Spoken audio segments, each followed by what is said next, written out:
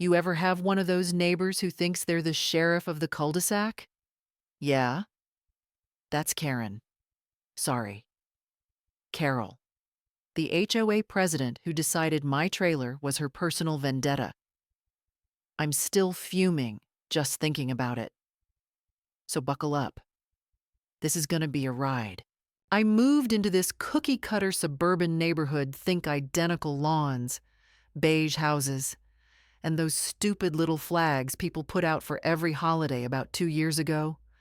I'm a contractor, so I've got this utility trailer for my tools. Nothing fancy, just a beat-up 6X12 with some rust and a lot of character. It's parked in my driveway, minding its own business, not hurting a soul. But Carol O. She had thoughts.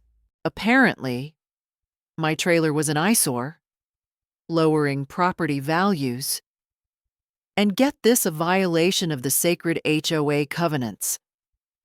Sacred. My ass. It's a trailer, not a junkyard. Anyway, one sunny Saturday, I'm sipping coffee, planning my day, when I glance out the window and poof, my trailer's gone. Just vanished. I'm thinking, what the hell, did someone steal it? I'm pacing the driveway, cussing under my breath, when I spot Carol's Prius creeping by, her smug face practically glowing through the windshield.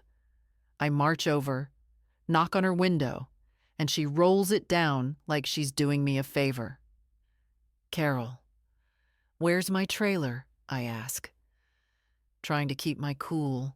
She smirks, and says, "Oh, it was towed. HOA rules. You got the violation notice, didn't you?" Violation notice? Yeah, I got one. Buried in a stack of junk mail, saying my trailer couldn't be visible from the street. I thought it was a suggestion, not a damn SWAT team order. Turns out, Carol had it towed to some impound lot 20 miles away, and now I'm out $300 to get it back, plus a day of my life dealing with tow yard paperwork.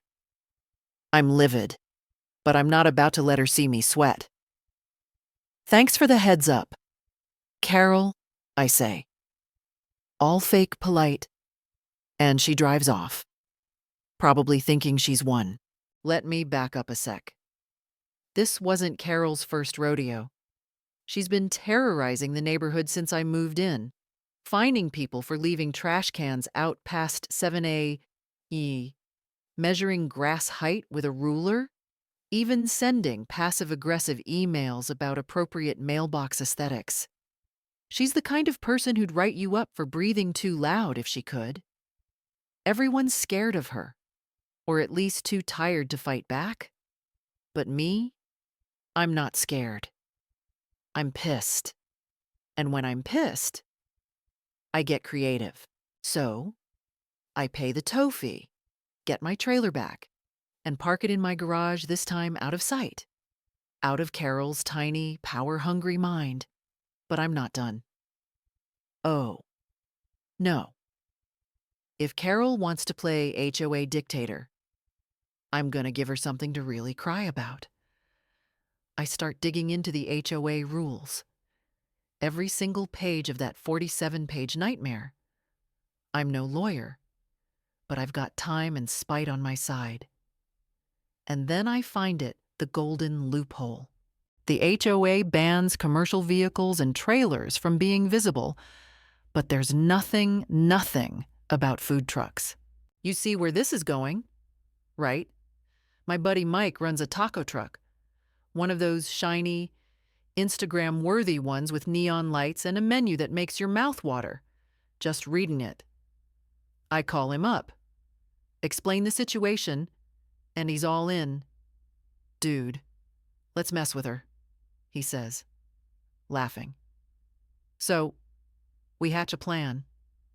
Mike's got a spare truck he's been fixing up, and it's 100% street legal. registered as a food service vehicle, not a commercial trailer. The HOA rules don't say squat about it. The next weekend, Mike rolls up with this beast of a food truck, bright red, with Taco Tornado painted in huge letters on the side, complete with a giant sombrero graphic. It's glorious. We park it right in my driveway, perfectly legal, and crank the music some mariachi remix that's just loud enough to annoy, but not loud enough to break any noise ordinances. I'm sitting on my porch, sipping a beer, watching Carol's house like a hawk. It takes maybe 20 minutes before her front door flies open, and she storms out, clipboard in hand, looking like she's about to summon a lightning bolt. "What is this?"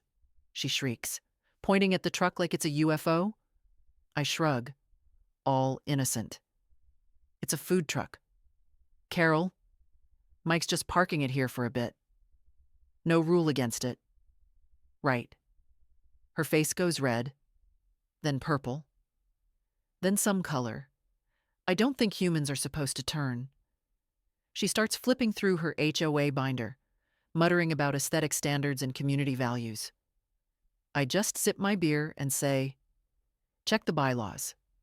Carol. Page 42, Section 3. We're good." She's fuming, but she knows I've got her. The truck's legal, and she can't touch it. But here's where it gets better. Mike, being the absolute legend he is, decides to lean into it. He opens the truck for business right there in my driveway. Word spreads fast. Neighbors start showing up, drawn by the smell of carne asada and the promise of free chips and salsa for the first 20 customers. Soon, there's a line of people, kids running around, music playing, and my front yard's basically a block party. Carol's across the street, glaring from her window, probably typing a 500-word complaint email to the HOA board. Then comes the twist. See, I figured Carol would just stew in her misery, but I underestimated her. She calls an emergency HOA meeting on a Tuesday night.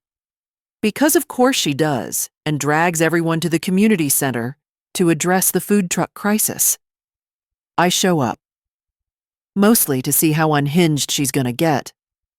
But then this guy stands up, Tom. Quiet dude who lives at the end of the street. Never says much. Turns out, Tom's a retired lawyer, and he's been sick of Carol's reign of terror for years. He pulls out his own copy of the HOA bylaws, annotated like it's a legal brief, and starts tearing into her.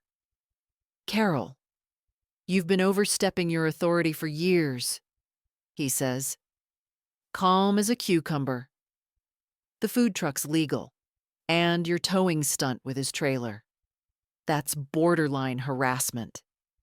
I'd be happy to represent him if he wants to sue." The room goes silent.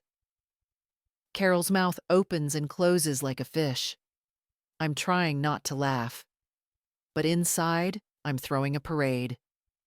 Tom's my new hero. The meeting ends with Carol storming out, and half the neighbors come back to my place for tacos. Mike's truck stays parked in my driveway for the next 2 weeks, serving up burritos and petty revenge every weekend. Carol tries to rally the HOA board, but after Tom's takedown, they're too scared to back her. Plus, the neighbors love the truck. Some of them even start petitioning to make it a permanent thing. Eventually, Mike moves the truck to a new spot. He's got a business to run. After all, but not before I get one last dig in, I print out a giant photo of the Taco Tornado, frame it, and hang it in my garage where my trailer used to sit. Every time Carol drives by, she'll see it. A little reminder that she picked the wrong guy to mess with. I'm not saying I won the war, but I definitely won this battle. And you know what? It felt good. But here's the thing. Part of me wonders if I went too far. I mean, yeah, Carol's a nightmare. But turning my driveway into a taco stand might have escalated things a bit. What do you think? Was I justified? Or did I just start a suburban Cold War drop? Your take below. I want to hear it. The end.